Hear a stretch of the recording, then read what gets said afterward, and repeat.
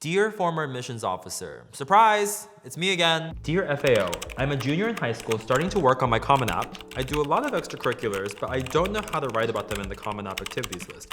Do you have any advice for that? Thanks, Steven. That's a great question, Steven. So the Common App has a component of it called the activities list, for those of you that don't know. The activity list acts kind of like a resume in which it's gonna be where all of the activities that you do extracurricularly outside of the classroom will live that you're currently doing in high school. So the activity list can list up to 10 activities maximum, and I do recommend that you try to fill up all 10 if you can. If you don't have up to 10 activities, that's normally okay, but you're gonna really wanna think hard about what activities that you've done. They don't have to be activities that you are only currently doing as a junior or a senior when you're applying. It can be anything that you've done from grade 9 onwards. Now, as far as how you're gonna structure the activity list, every description is 150 characters max. That's very short, so it's not like a resume that you have multiple bullet points. You can also, again, only list up to 10. So in terms of ordering it, I do recommend that you try to order it with importance of the things that are most important to you or you care the most about being first, and then things that maybe aren't as important to you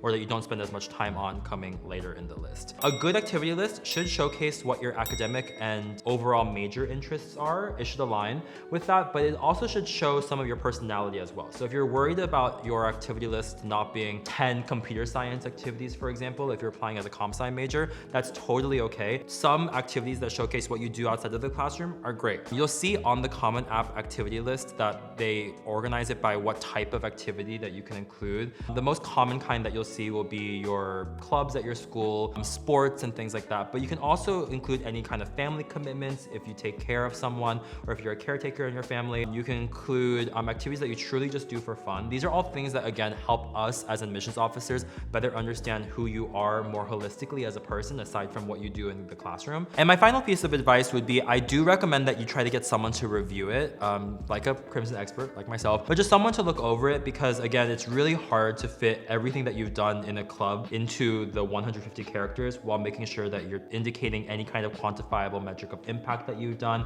and it's still making sense. It might make sense to you because you're the one doing it, but for someone that's reading it that doesn't know every single thing that you've done, you might be missing out on certain points or glossing over things that you need a little bit more explanation on. So again, I just recommend that someone review it before you click submit on the application. If you have more questions, let us know below.